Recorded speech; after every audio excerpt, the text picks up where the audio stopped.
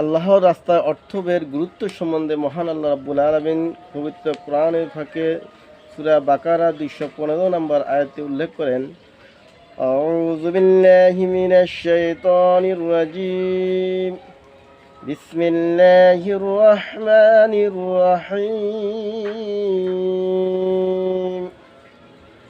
কুল মা আনফাকতুম من خير فللوالدين والأقربين واليتامى والمساكين وابن السبيل।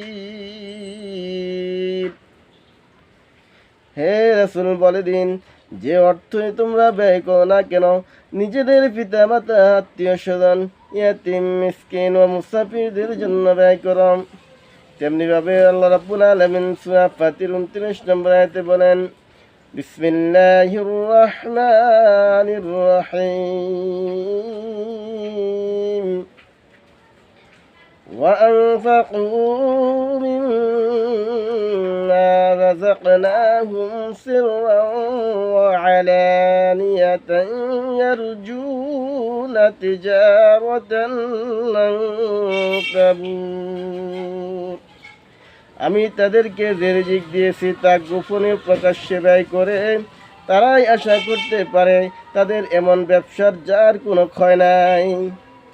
তেমনিভাবে রাসূল পাক সাল্লাল্লাহু আলাইহি ওয়াসাল্লামের হাদিস বুখারী ও মুসলিম শরীফের মধ্যে عن أبي هريرة رضي الله تعالى عنه قال قال رسول الله صلى الله عليه وسلم قال الله تعالى أنفق يا ابن آدم أنفق عليك।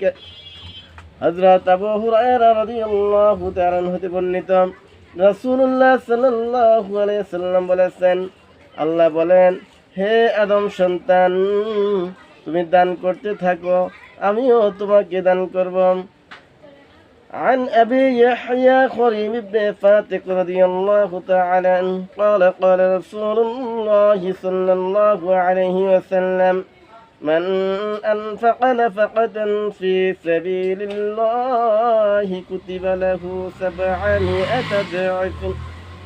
আবু ইয়াহইয়া খরিম ইবনে ফাতিক রাদিয়াল্লাহু তাআলা হতে বর্ণিত, তিনি বলেন, রাসূলুল্লাহ সাল্লাল্লাহু আলাইহি ওয়াসাল্লাম বলেছেন, যে আল্লাহর পথে একটি জিনিস দান করলো তার জন্য 700 গুণ সওয়াব লেখা হবে।